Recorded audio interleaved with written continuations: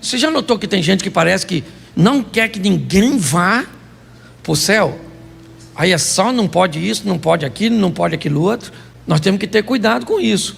O que Jesus quer é nos dar a vida eterna, foi para isso que ele morreu.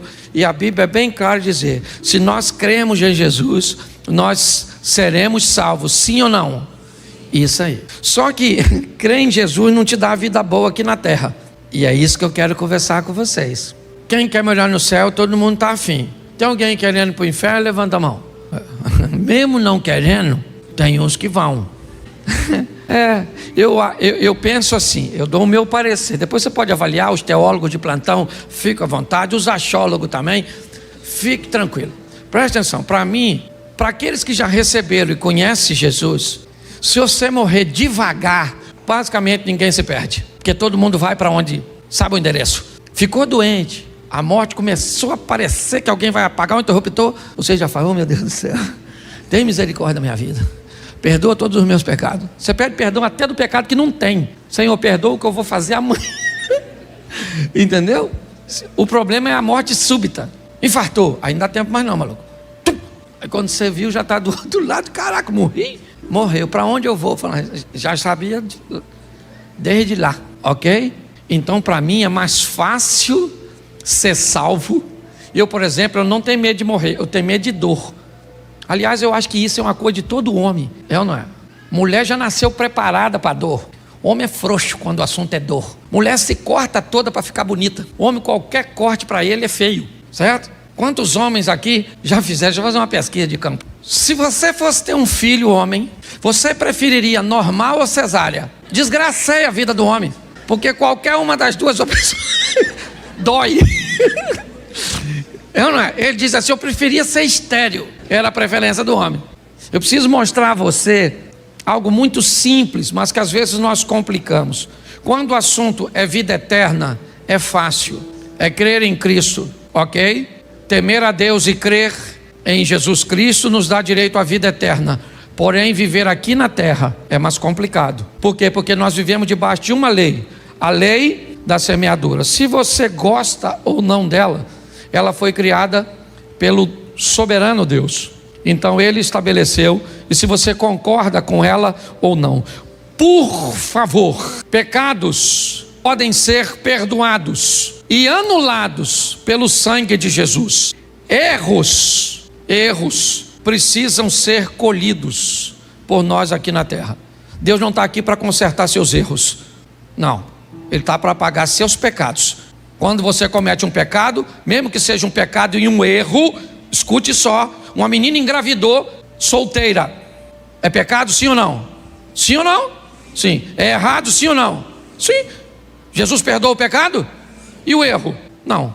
Ah, o senhor está dizendo que uma criança foi um erro? Sim. Se essa criança vai nascer num lar que não tem estrutura nenhuma para mantê-la, isso foi um erro, criar uma situação dessa. Então as pessoas, me parece, estão confundindo, achando que Jesus está aqui para consertar erros. Não, a palavra de Deus está aqui para que venhamos diminuir os nossos erros. Se venhamos a cometê-los, que sejam erros que causam o mínimo de danos na nossa vida, porque Deus está conosco. Sim, sempre esteve com Davi.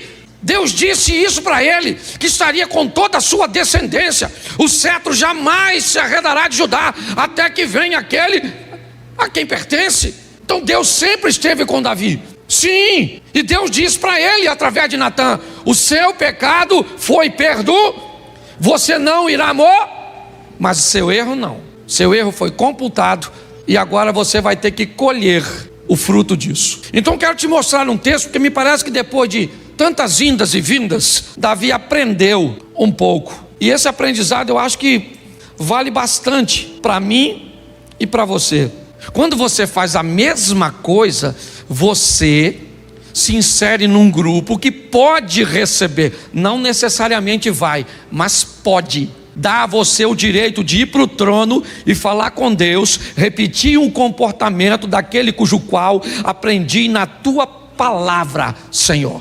Eu não sei se você já fez essa oração, sabe? Quando você quer reivindicar alguma coisa, e aí reclamar no sentido positivo, fazer uma reclamação, reivindicar, você vai com o texto bíblico, mas vai com um comportamento que sustenta.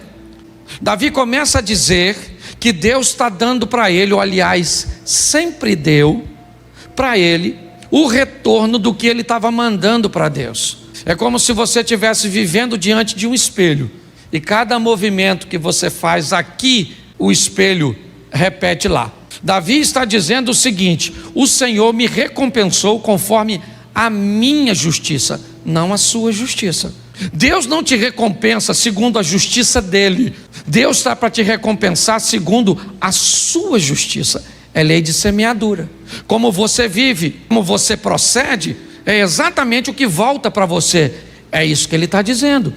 O Senhor me recompensou. Como? Com a minha justiça. Por quê? Porque você venceu o gigante quando estava alinhado com Deus. Por quê? Porque você enterrou seu filho quando estava desalinhado com Deus. Quem é que está na sua vida? Deus. Para te dar o quê? O que você merece segundo a sua justiça. Pastor, mas eu não posso estar vivendo uma injustiça. Claro que pode, desde que essa injustiça entre na história do Jó, onde você está vivendo um momento que seja de provação.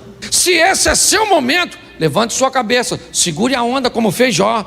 Nu saí, nu eu volto, louvado seja o nome do Senhor, recebi o bem de Deus, por que não receberia o mal? E se é um cara íntegro, correto, equilibrado, recebendo, os amigos dele vão visitá-lo, e qual é o discurso? O que você fez de errado? Ele disse: eu não fiz nada de errado. Tem que ter feito, porque na cabeça de algumas pessoas, você não pode sofrer que tem pecado. Não, existem momentos bem isolados, que seu sofrimento não tem nada a ver com isso. Mas entenda bem, ele é bem isolado.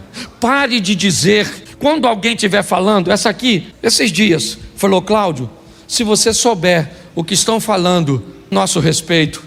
Eu falei para ela: Mério, quando alguém fala algo a nosso respeito, duas coisas podem ser. Primeiro, pode ser verdade. E se pessoas falam verdade a nosso respeito, isso significa que nós precisamos mudar a nossa postura e corrigirmos a nossa rota. Segundo, pessoas podem estar falando mentira a nosso respeito. Então vamos descobrir o que elas estão falando. Se for verdade, a gente corrige. Se for mentira, é a única forma que a pessoa tem de falar mal a nosso respeito. Quando alguém fala mal de mim e é em verdade, eu não tenho o que fazer. O que eu posso fazer? A melhor maneira é você viver de uma forma tão honesta, que o único jeito que alguém tenha para falar mal a seu respeito seja com mentiras. Não tem jeito. Ah, mas vai se ver com Deus. Não vai não, filho. Não vai não. Para se ver com Deus, tem que falar com você, mal de você injustamente. Mas se você estiver fazendo, vão falar e vão falar e vão falar. Entendeu? Por quê? Porque você está dando motivo. Se nós entendermos isso, talvez vamos lidar melhor com o nosso posicionamento. É assim que funciona. Eu preguei esses dias sobre Jacó e Esaú, lembra? Jacó trai o irmão e não resolve o problema e viaja. Quando ele chega lá, Esaú não está lá para se vingar. Mas quem é que está lá? A traição. Então a traição pulou do Esaú para o Labão. Então Jacó traiu Esaú e Labão traiu Jacó, porque o futuro está lá te aguardando. É assim que funciona.